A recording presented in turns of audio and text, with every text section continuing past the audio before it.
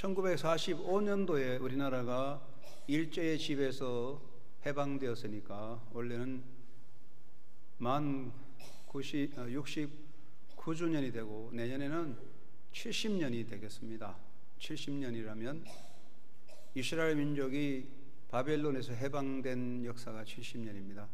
이제 우리가 70년을 맞이하면서 진정한 자유민주 국가로서 남북 통일과 함께 새로운 세계를 열어가는 시대가 열릴 것을 기대하면서 진정한 평화와 그리고 정의로운 사회를 이루도록 우리 모두 성숙한 마음을 가지고 나가야 하겠습니다.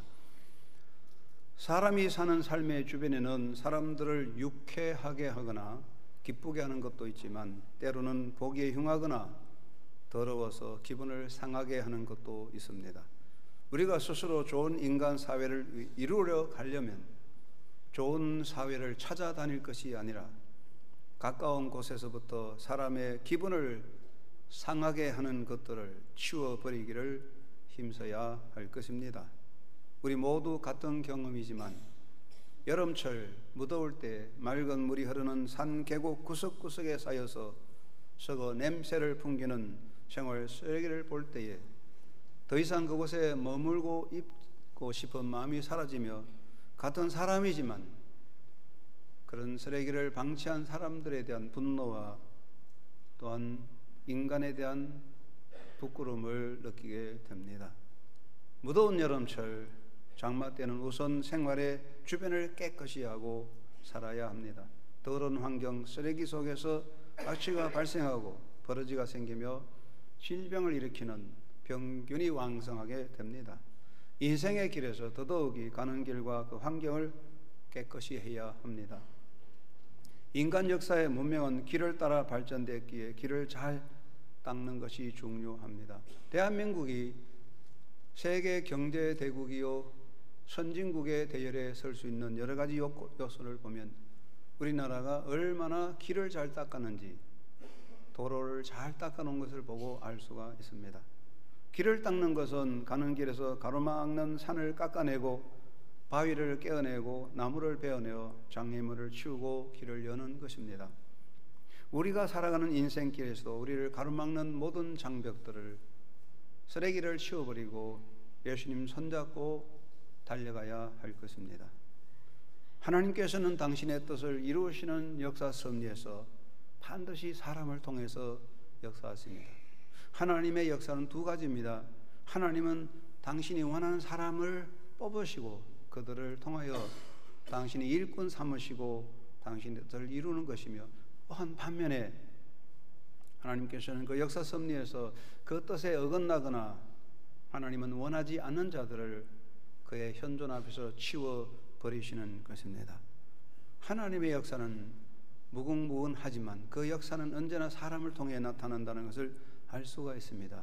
하나님께서 당신의 섭리를 따라 세상을 지으실 때 모든 만물을 지으시고 마지막에 사람을 지어주셨습니다. 이것은 농부가 외양간을 잘 꾸미고 소를 사서 기르는 것과 같은 이치인 것입니다. 하나님께서는 사람이 갈 수 있는 좋은 환경을 만드시고 그곳에 사람들을 거하게 했습니다. 그런데 하나님께서 사람을 지으실 때는 다른 짐승과 다른 피조물과 구별되게 당신의 형상을 따라 사람을 지으셨습니다. 사람이 하나님의 형상을 따라 지음을 받았다는 것은 사람은 하나님과 관계를 맺는 관계적 존재고 하나님을 대리하여 일하는 하나님의 대리자로서 일하는 존재요 책임을 지는 존재인 것을 말씀해 주고 있습니다. 하나님께서 사람을 지으시고 말씀하셨습니다. 하나님이 자기 형상 곧 하나님의 형상대로 사람을 창조하시되 남자와 여자를 창조하시고 그들에게 이르시되 땅에 움직이는 모든 생물을 다스리라 하시니라. 하나님께서는 당신의 형상을 따라 사람을 지으시고 그들에게 세상 모든 것을 관리하라고 관리자의 자격을 주었습니다. 하나님은 그러므로 언제나 사람을 통해 역사하십니다. 하나님의 선한 역사도 사람을 통해 나타납니다. 하나님이 이루시는 모든 선한 역사 섭리를 이룰 때는 하나님이 당신이 원하는 사람 뽑아서서 그 사람을 통해 역사하고 계십니다. 그러므로 우리 인간의 삶은 모두가 하나님에 의해서 서임받는 존재요 청지기인 것입니다. 우리가 선교사가 되거나 말씀을 전하는 주의 종이 되거나 전도자 되어서 일하는 것만이 아니라 가정에서 살아가는 가정살림살이, 국가에서 일하는 국가를 위해서 일하는 것, 우리가 사회에서 일하는 모든 삶의 일, 이 모든 것 전체가 다 하나님의 선한 역사를 이루어가는 일에 참여하는 사람이 하나님의 일꾼이라는 것을 알 수가 있습니다. 그런데 하나님께서는 사람의 악을 징벌하실 때도 사람의 손을 통해 나타났습니다. 때때로 하나님이 직접 역사를 보실 때 하나님의 뜻을 어기는 자들을 징벌하는 일도 있지만 대체로 사람을 통해 나타났습니다. 이스라엘 백성들이 하나님의 말씀에 불순종하고 우상 숭배를 할 때에 하나님께서는 바로의 손을 통해서, 때로는 바벨론의 권력자의 손을 통해서 그 백성을 징벌하셨습니다. 하나님의 역사는 선한 역사든지 악에 대한 징벌이든지 사람을 통해 역사하심을 알 수가 있습니다. 그런데 그 또한 하나님의 역사를 보면 하나님은 사람을 통해 역사하시지만 하나님은 당신의 뜻을 이루어가는 일에 방해가 되거나 그 뜻을 가로막는 것들이 있으면 때로는 치워버리시는 것입니다. 하나님은 스스로 섭리하시는 분이고 역사를 주관하십니다. 하나님은 우주적인 역사 섭리의 계획이 있고 인간 역사의 섭리 계획이 있고 한 사람 한 사람 개개인에 대한 실존에 대한 섭리가 있습니다. 그 모든 것은 다 이루어져가며 어긋남이 없이 진행됩니다. 이사야 14장 말씀에 내가 생각한 것이 반드시 되며 내가 경영한 것을 반드시 이루리라 하셨습니다. 이사야 46장에 내가 말하였은즉 반드시 이룰 것이요 계획하였은즉 반드시 시행하리라 하셨습니다. 이사야 55장에 내 입에서 나가는 말도 이와 같이 헛되이 내게로 되돌아오지 아니하고 나의 기뻐하는 뜻을 이루며 내가 보낸 일에 형통하리라고 하셨습니다. 하나님의 계획 역사는 진행됩니다. 그런데 사람들이 그 역사를 가로막을 때 하나님은 그 사람을 치워버리십니다. 창세기 6장에 보면 노아 시대 홍수 사건이 있습니다. 그때 사람들의 생각과 계획이 항상 악할 때 하나님께서 그들을 다 땅에서 썰어버리셨습니다. 하나님은 당신이 원하는 사람 노아를 통하여 하나님이 원하는 새 역사를 이루어가고 그 땅에 있는 사람들, 쓸모없는 자들을 다 청소하여 땅에서 치워버리셨습니다. 하나님은요, 당신의 뜻을 거역하는 자들을 그 앞에서 치워버리십니다. 하나님은 사랑으로 넓으신 관용으로 인간을 지켜보시지만 그러나 끝까지 그 하나님의 뜻을 거역할 때 하나님께서는 그것을 치워버리십니다. 하나님은 인간을 사용하지만 하나님의 뜻에 거역되는 것들이 있을 때는 하나님의 역사 섭리를 위해서 치워버리십니다. 또 하나님은 필요 없는 것들을 치워버리십니다. 우리가 계절이 바뀌고 여름이 지나고 가을이 되면 집안 청소해서 쓸모없는 것들 다 갖다 버리듯이 하나님께서는 때때로 사람들 중에도 쓸모없는 것들을 치워버리십니다. 하나님께서는 우리에게 재능과 시간과 능력을 주었습니다. 인간 하나님으로부터 많은 걸 받아서 사는데 그 받은 그 가치를 바로 이루지 못하고 청지의 자제를 지키지 못하고 불의한 자가 되고 자기 욕심을 위해 살아갈 때 필요 없는 쓸모없는 자가 되면 하나님께서 그들을 치워버리게 됩니다. 또 하나님께서는 대적자들과 우상 숭배자들을 치워버리십니다. 모든 역사는 하나님의 섭리 안에 있지만 그 하나님의 섭리를 방해하는 마귀의 사탄의 역사가 있는데 그 마귀에게 끌려다니며 마귀의 심부름이 되는 자들을 하나님은 그냥 두지 않습니다. 결국은 치워버리시고 모든 우상 숭배자를 치워버려서 징벌하십니다. 하나님께서는 역사의 주관자입니다. 하나님은 당신이 원하는 사람을 통하여 당신의 뜻을 이루지만은 그의 길을 거역하거나 쓸모없는 것들을 치워버림으로 당신의 섭리 역사를 성취하여 갔습니다. 모세의 뒤를 이어서 이스라엘 민족을 이끌어간 영도자 여호수아는 가나안 땅을 평정하고 가나안 땅에 있는 모든 왕들을 몰아내고 가나안 땅을 평정하여 이스라엘의 새 역사를 이루어가는 그런 중요한 시점에 도달했을 때 여호수아는 자기 삶의 모든 임무가 끝난 것을 고백하며 이스라엘 백성들 앞에 중요한 말을 했습니다. 중요한 세 가지를 당부했습니다. 여호수아서 23장과 24장에 여호수아의 마지막 분부와 경계 말이 있는데 이것은 성경 전체에 흐르는 중요한 것입니다. 첫째, 여호수아는 이스라엘 백성들에게 가나안 땅에 들어가서 살아갈 때 첫째, 하나님의 법을 힘써 지키라고 강조하고 당부했습니다. 이 말씀은 모세가 강조한 것입니다. 모세는 이스라엘 백성들을 이끌어 광야를 향하여 나갈 때 앞으로 새 시대가 열려올 것이다. 내된 하나님의 법도를 힘써 지키라. 마음과 뜻과 정성을 다해 하나님을 사랑하며 그 말씀을 지켜라. 그리하면 너에게 복이 임한다고 말씀했는데, 여호수아도 다시 강조해서 이제 가나안 땅에 들어가서 새로운 역사를 이룰 때 너는 하나님의 법을 힘써 지켜야 할 것이다. 이 말씀의 법을 불순종하면 하나님의 역사가 너희를 떠난다고 강조합니다. 두 번째는 스스로 조심하여 하나님을 사랑하라고 당부했습니다. 스스로 조심하라고 했습니다. 인간은 항상 흔들립니다. 미혹을 받습니다. 중심을 지키기가 어렵습니다. 사도 바울은 선줄로 생각한 자 넘어질까 조심하라고 했습니다. 인간은 항상 흔들리기 때문에 여호수아는 조심하라고 그랬습니다. 이스라엘 민족이 가나안 땅에 들어가면 가나안에서 새로운 이스라엘 왕국을 이룰 것입니다. 이것은 이스라엘 민족에 대한 새로운 역사의 시작입니다. 그러나 가나안 땅에 들어갈 때 그들 앞에 올무가 있습니다. 그것은 가나안 땅에 사는 이방 족속들의 문화입니다. 그들의 우상 숭배입니다. 그들과 함께 어울려 살 때 그들의 이 우상 숭배를 본받거나 문화에 흡수되거나 혼인함으로써 혼합이 생기게 되는 것입니다. 이것은 대단히 위험한 것이기 때문에 여호수아는 너희들이 조심해서 하나님을 사랑해야 된다고 강조하고 당부했습니다. 세 번째, 여호수아는 그들에게 말하기를 다른 민족의 신들을 치워버리라고 했습니다.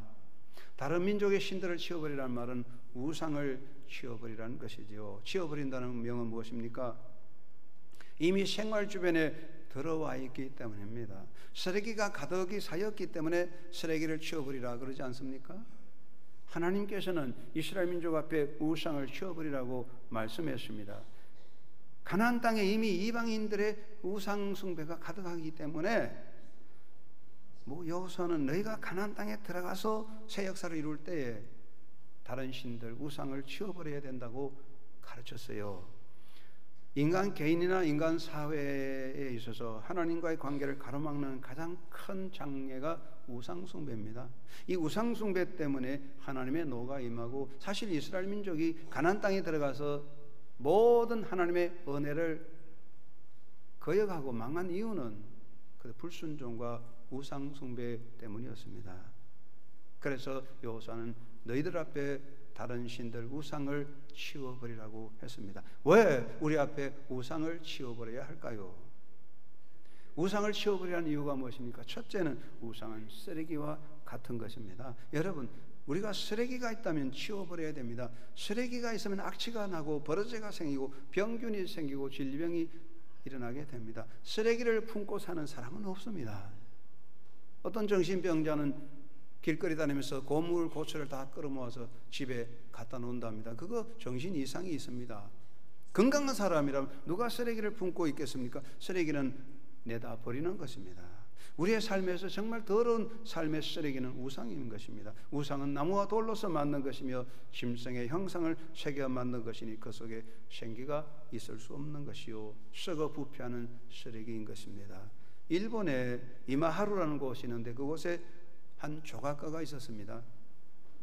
어느 날 신관이 찾아와서 자기들이 섬기는 신의 형상, 동물 모양의 신상 3개를 새겨달라고 부탁했습니다.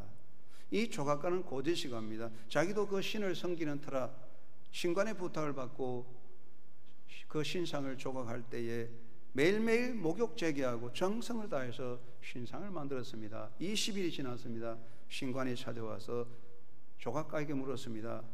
여보, 그동안 한 마리 좀 만들어서 그랬습니다. 신관이 그렇게 말했더니 조각가가 뭐요? 한 마리요? 그래. 한 마리가 뭔데요? 했더니 지난번 내가 부탁한 신상 말이요 그랬답니다. 그러니까 조각가가 충격을 받았어요. 아니, 신관조차도 자기가 섬기는 신상을 두고 한 마리, 2마리 하니 신관조차도 존경하지 않는 신상을 내가 왜 만들었냐? 이게 정말 헛된 일이구나. 그렇게 깨닫고 신관의 말을 듣고 변화돼서 그때는 우상숭배를 버리고 전도자의 말을 따라서 하나님을 섬기고 예수를 믿는 사람으로 바뀌었다는 이야기가 있습니다. 그렇습니다. 이 우상이라고 하는 것은 인생의 쓰레기입니다. 그래서 버려야 됩니다. 그리고 인생의 길을 가로막는 올무인 것입니다. 전쟁터에서 군인들에게 정말 위험한 것은 적의 총탄도 되지만 땅에 숨겨지는 쥐레와 부비출혈인 것이죠. 부비출혈에 걸리면 크게 손상당하거나 생명의 위협을 당합니다. 인생의 길, 하나님의 백성들의 앞길을 가로막는 부비출혈과 삶을 파괴시키는 올무가 우상숭배인 것입니다. 가나안 땅에 들어가면 이스라엘 민족을 발목을 잡는 올무가 바로 우상숭배가 있습니다. 호랑이가 아무리 날려받더라도 덫에 걸리면 잡혀 죽는 겁니다. 우상숭배는 우리 인생의 올무요 함정이기 때문에 이 우상을 치워버려야 됩니다. 셋째는 우상은 하나님의 노를 유발시키는 것입니다. 여러분, 우리가 하나님의 은혜를 입으려면 하나님을 기쁘게 하는 일을 해야 될 거 아니겠습니까? 하나님을 기쁘게 하고 하나님 저에게 복을 주십시오 해야 될 것입니다. 그런데 하나님을 분노하게 하고 복을 받을 수는 없는 것인데 하나님을 노하게 하는 것이 우상숭배입니다. 우상숭배는 멸망을 자초하는 것입니다. 여호수아는 이스라엘 백성들에게 우상숭배를 하게 된다면 너희 앞에 모든 불길한 일들이 일어날 것이며 하나님의 진노가 너를 칠 것이며 너희가 속히 망할 것이다. 이 일로 인하여 하나님은 너희에게 돌이켜 화를 내릴 것이며 어디를 가든지 하나님의 손이 너희에게 재앙을 내릴 것이라고 경고했습니다. 왜 우리가 우상을 치워버려야 됩니까? 그것은 쓰레기요, 그것은 인생의 올무요, 그것은 바로 하나님의 노를 유발시키기 때문에 우리 앞에 쓰레기 같은 우상을 버려야 됩니다. 여러분 모두가 인생의 쓰레기 우상을 버리고 예수님의 손잡고 달려가는 믿음의 승리자 되기를 주의 이름으로 축원합니다. 야곱은 하나님의 은혜로 방랑 생활에서도, 하란 땅에 20년의 방랑 생활에서도 하나님의 은혜로 복을 받아 두 아내와 11명의 자녀를 얻고 많은 재물도 얻었습니다. 그러나 그는 하나님과 약속대로 베델로 가지 않고 세겜성에 가서 그 성 주변에 거하다가 부족적인 멸족의 위기를 당하게 됩니다. 이때 야곱은 회개하고 우상을 다 버리고 자기를 정결하게 하고 옷을 갈아입고 베델로 올라갈 때에 하나님께서 야곱을 도와주셔서 그 앞길에 형통함을 주었습니다. 이제 우리는 새로운 역사를 열어갈 때 우상을 버려야 됩니다. 길을 열 때 가로막는 산이 있다면 산을 뚫고 나가야 됩니다. 이와 같이 우리 인생의 쓰레기를 버리고 가야 합니다. 무엇보다 먼저 마음속에서 우상의 쓰레기를 치우고 가는 자가 되어야 되겠습니다. 눈에 보이는 우상은 비켜갈 수 있습니다. 그러나 눈에 보이지 않는 우상은 큰 장애가 됩니다. 눈에 보이는 우상은, 눈에 보이는 돌멩이는 깨트려버리고 나무는 불살라버리면 됩니다. 그러나 내 마음속에 자리 잡은 우상은 깨트려버릴 수 없습니다. 이 마음속에 있는 우상이 우리를 파멸시키는 올무가 됩니다. 여러분, 마음에 있는 우상을 제거하고 예수님 모시는 삶으로 살아가야 할 것입니다. 우리는 다 불완전합니다. 완전한 사람 아무도 없어요. 행함이 완전해서 하나님의 사랑받는 자라도 없습니다. 불완전하기 때문에 인간입니다. 그러나 우리 마음에 우상이 있어서는 안 될 것 같습니다. 그러면 우리 마음의 우상을 제거하려면 어떻게 되겠습니까? 세 가지 질문을 던져볼 필요가 있습니다. 첫째는 내 인생에서 무엇이 최우선인가를 물어보아야 됩니다. 인간에게는 우선순위가 있습니다. 근데 이 우선순위를 잘 지켜야 되는데 우선순위가 바뀌어지면 이 일이 안 돼요. 아무리 급해도 순서를 지켜야 되잖아요. 그래서 우리가 쓰는 말에 급할수록 천천히 가라고 그럽니다. 정확하게 순서가 있습니다. 우선순위가 중요합니다. 그러면 여러분의 인생에서 우선순위는 무엇입니까? 우리가 인생을 살아갈 때 하나님 앞에 완전한 자 아니고 허물과 실수가 많을지라도 그래도 우리가 살아갈 때 내 마음속에 하나님과 예수님이 인생의 우선이 되면 그 사람이 바로 하나님의 사랑받는 자녀입니다. 그러나 우리가 예수님이 내 인생의 우선이 아니고 다른 것이 우선이 되면 안 될 것입니다. 돈은 매우 중요하고 돈이 귀하지만 돈이 내 인생의 우선순위에 앞서 있으면 돈이 우상입니다. 자식이 얼마나 중요합니까? 그 자식이 중요하더라도 자식이 하나님보다도 우선되어 버리면 자식이 우상입니다. 명예가 좋아도 명예가 하나님보다 앞서가 버리면 명예가 우상입니다. 건강이 얼마나 중요합니까? 요즘 다 건강을 얼마나 챙깁니까? 그러나 건강에 좋아도 건강이 하나님보다 앞서가면 그게 건강이 우상입니다. 권세가 좋아요. 권세가 힘이 됩니다. 그러나 권세가 인생의 삶에서 하나님보다 우선되면 건강, 권세 모두 우상이 되는 것입니다. 우리 마음속에 하나님보다도 우선되는 거 있어서는 안 될 것입니다. 돈도 좋고 자식도 좋고 명예 건강 다 좋아도 하나님 안에 있어야 될 것입니다.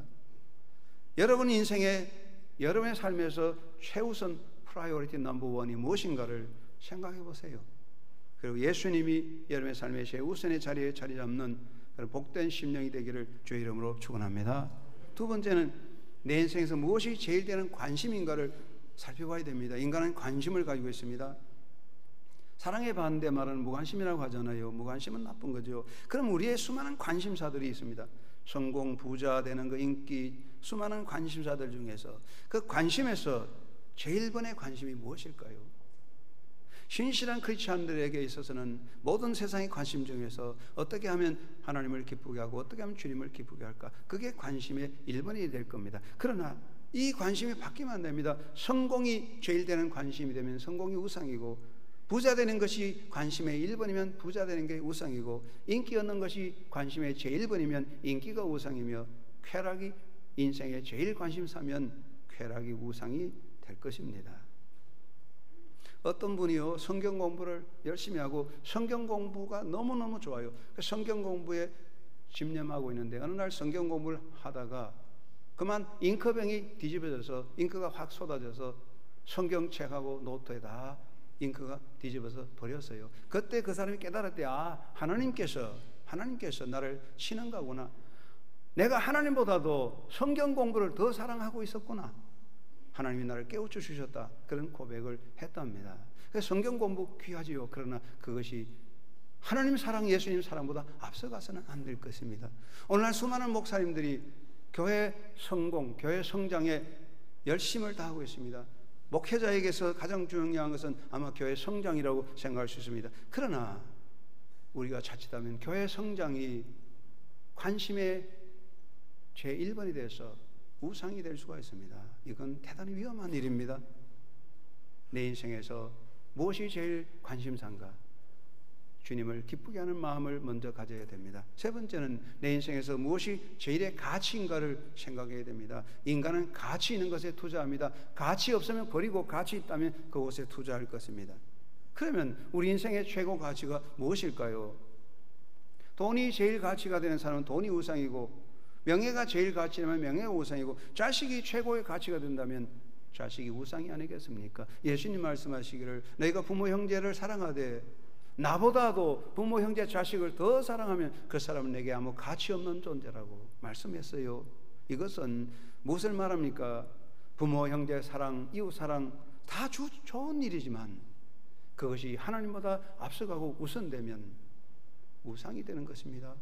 여러분의 마음에 우상이 자리 잡아서는 안 될 것입니다. 해방 직후에 북한의 평서노예 목사 장로들이 모여서 평서노예를 개척하여 전도에 헌신한 평서노예 빙장리 교회의 김형길 장로 공적을 기리는 공적 기념비를 교회 마당에 세우기로 결의했습니다. 빙장교회 김형길 장로님 평생 전도하며 교회를 위해 생명 바쳤습니다. 공적 기념비를 세울 만합니다. 그런데 그때 김형길 장로님 나이가 89세라 귀가 좀 어두워서 사람들의 말을 잘 못 알아들었어요. 노회원들이 비밀리하고 장로님 모른 채 그 행사를 진행하고 있었는데 어느 순간에 김형길 장로님 그 소식을 듣고 화가 났어요. 노회 장로 목사님들 앞에서 말합니다. 여러분, 하나님의 영광을 썩어질 사람과 검수, 곤충, 기타 물질의 형상과 그 우상으로 바꾸지 말라고 하지 않아서 어찌하여 예배당 마당에 비석을 만들어 세울 수 있어 하고 야단쳤대요. 그래서 그 일이 멈춰서 공적 기념비를 세우지 않았답니다. 이거 중요한 말입니다. 우리가 이 땅에 살아갈 때 인간은 허물과 실수가 많아도 그래도 우리의 마음속에서 예수님이 인생의 최우선이 되고 우리의 예수님을 기쁘게 하는 일이 우리의 관심이 되고 우리의 인생 전체에 하나님과 예수님이 최고 가치가 되어 그를 바라보아야 할 것입니다. 이렇게 살아가는 삶에 하나님의 은혜가 임합니다. 여러분의 마음의 우상을 버리고 예수님을 따라가는 행복한 믿음의 승리자 되시기를 주의 이름으로 축원합니다. 두 번째는 마음에 담긴 악념의 쓰레기를 치워버려야 되겠어요. 여러분, 우리의 마음이라는 게 생각이 솟아나는 샘이고 생각을 담는 그릇입니다. 여러분, 샘에서요 맑은 물이 흐르면 맑은 물이 흘러가고, 샘에서요 독물이 나오면 다 독이 됩니다. 샘에서 물이 흐르는 거 중요한 것입니다. 우리의 마음에 악념이 가득하면 그 악념의 삶이 우리의 삶 전체를 오염시키게 될 것입니다. 여러분, 창세기 6장에 나오듯이 그 사람들이 생각과 계획이 항상 악하기 때문에 하나님께서 그 사람들을 썰어버렸다고 그랬어요. 예레미야 6장 19절에 보면 예레미야가 말씀하시기를, 하나님께서 너희들에게 이 땅에 재앙을 내리는 것은 너희의 생각의 결과라고 했어요. 악념의 결과로 인하여 이 땅에 재앙이 내린다고 예레미야는 경계했습니다. 우리가 무엇보다도 우리의 마음속에 나쁜 사상의 쓰레기를 치워야 되겠습니다. 사람의 정신을 더럽히는 나쁜 쓰레기 중에 제일 나쁜 것이 잘못된 사상인 것입니다. 사람은 사상을 가지고 있습니다. 그래서 사상범이라는 말도 생깁니다. 여러분, 종교적 신앙보다도 평생 동안 그 사람의 삶을 지배하는 것이 사상입니다. 나쁜 사상은 평생 사람을 지배하는 독소입니다. 우리가 치워버려야 할 가장 나쁜 사상 중에 대표적인 것이 무신사상, 그리고 사회주의 사상, 물질주의인 것입니다. 우리나라 사회가 정말 여기에 빠져들면 망합니다. 사랑하는 여러분, 오늘 우리 부모님들이 자녀를 얼마나 사랑합니까? 우리 아이들이 공부를 잘해서 훌륭한 사람 되기 위해서 오늘 부모님들이 인생을 전부 걸고 있습니다. 아이들의 공부를 위해서, 좋은 학교 가기 위해서 많은 돈을 투자하고 애를 쓰고 있습니다. 그런데 우리 아이들이 좋은 학원에 다녀서 학교 성적이 올라가고 내가 원하는 학교에 들어가는 것이 중요하지 않습니다. 그러는 사이에 아이들의 사상이 병들어 버리면 걷잡을 수 없습니다. 우리 아이들이 좋은 대학에 들어가고 학교 성적이 올라가는 데만 오매불망 관심을 가질 뿐이지, 그들이 학교에 가서 사회에서 어떤 사상에 물드는지는 우리가 돌아보지 않고 있습니다. 지금 우리가 위험한 것은 우리 아이들이 무신론 사회주의에 물들어가는 것입니다. 이것은 그들의 삶을 평생도록 지배하는 악한 독소가 될 것입니다. 나쁜 사상의 쓰레기를 치워버려야 됩니다. 무엇보다도 나쁜 생각의 쓰레기를 치워야 합니다. 생각은 바로 되어야 합니다. 행동이 완전한 사람은 없지만 그래도 생각만은 바로 가도록 노력해야 될 것입니다. 우리는 부정적인 생각에 사로잡혀 있으면 안 됩니다. 뭐든지 안 된다, 못한다, 망한다, 할 수 없다, 그런 생각 가지고는 절대로 하나님의 은혜를 입을 수 없습니다. 하면 못하냐, 그런 말 해서 안 됩니다. 여러분, 우리가 쓰는 말에 아주 나쁜 말이 있습니다. 나 못 먹는 밥에 어떻게 한다고요? 오늘 우리 할렐루야 찬양대들은 예쁘게 찬양해서 이런 말을 모를 거예요. 오늘 예배한 한영교 성도들은 착한 사람들이기 때문에 이런 말을 잘 모르겠죠. 나 못 먹는 밥에 죄 뿌린다. 이거 얼마나 나쁜 말입니까? 우리 한영교회 교인들은 몰라요, 이런 말을. 여러분, 내가 못 먹으면 다른 사람도 먹어야지 내가 못 먹는 밥에 왜 죄 뿌립니까? 이것이 이 나라를 망치는 악한 사상이에요. 나쁜 악념이에요. 원망과 불평과 비난과 험담과 섭섭이, 오만 방자한 이런 생각의 쓰레기들을 버리지 아니하고는 새로운 역사를 이룰 수가 없습니다. 악념의 쓰레기, 악한 계획을 마음에서 지워야 할 것입니다. 1800년대 독일을 일으켜 세운 비스마르크, 위대한 재상인데, 그가 젊은 시절에 어느 친구와 함께 사냥을 갔대요. 사냥 가다가 실수해서 친구가 아마 수렁 속에 붕덩 빠졌대요. 수렁에 빠진 친구는 살려달라고 애걸 하니까 비스마르크가 곁에서 지켜보다가 곁에 가서 사냥총으로 수렁에 빠지는 친구 머리를 겨냥하면서 말하기를, 여보게, 내가 자네를 건지려고 내가 내 손을 내밀었다가는 나까지 빠져 죽을 것이네. 그렇다고 해서 너 고생하는 거 그냥 두고 볼 수 없으니, 친구의 마음으로 그냥 고생하는 거 두고 볼 수 없으니 내가 총으로 너를 쏴서 죽이려고 그런다. 편안히 죽고 다음 세계 만나게, 우정을 잊지 말게나, 그렇게 총을 쏠라 그랬단 말이야. 그러니까 이제 수렁에 빠진 사람이 얼마나 화가 나거든요. 이 친구가 도와주지 않고 총으로 쏠려 그러니까 화가 나고 그냥 분노가 나서 죽을 힘을 다해서 안간힘을 해서 수렁에서 기어나와서 밖으로 기어나와 살았어요.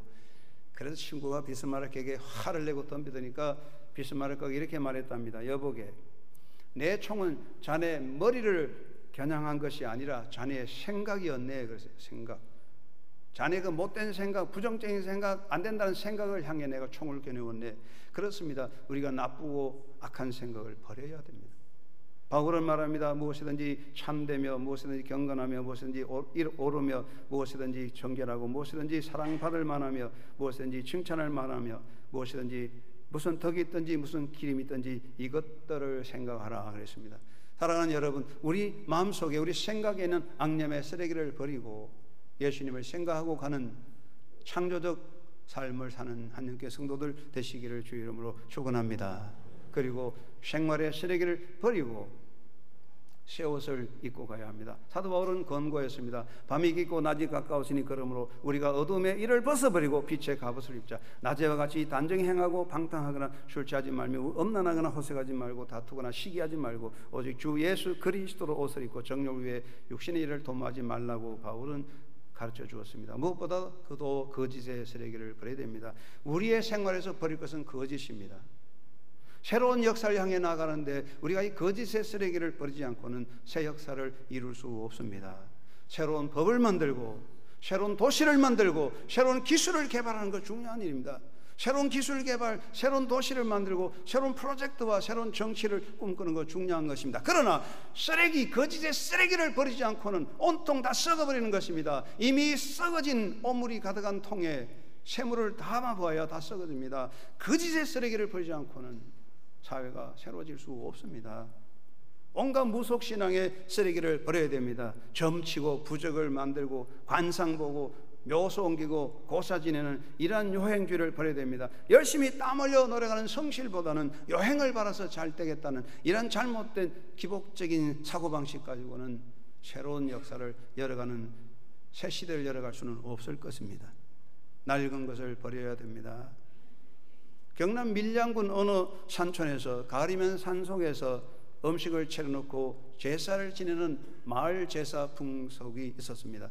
어느 가을날 제관이 제사를 잘 차려서 제사를 마치고 내려오는데 길거리에서 어린아이가 죽은 소를 보고 죽은 소의 입에 자꾸 풀을 뜯어서 입어 내줍니다. 제관이 보면 야 이놈아, 이 어리석은 놈아, 죽은 소가 풀을 먹냐? 그렇게 한마디 했더니 어린아이가 제관을 쳐다보면서 아저씨, 저는 소가 죽어도 죽은 소의 시체가 있으니까 그래도 다행이지만 아저씨는 흙에다가 음식을 차려 놓는데 도대체 누구 먹으라고 흙에다가 음식 차리고 저라는 거요? 한마디 했더니 제관이 그만 부끄러워서 입을 다물었답니다.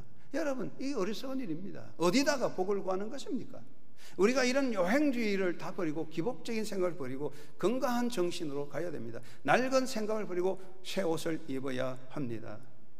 분쟁과 다툼과 시기와 험담과 방탕과 술취함, 마약, 음행과 호색과 사치와 낭비와 허영심의 물질주의적인 이런 부패한 낡은 옷에 사로잡혀 있지 말고 우리가 새 옷, 그리스도의 옷을 입고 나갈 때에 새로운 시대를 하나님은 열어주실 줄로 믿습니다.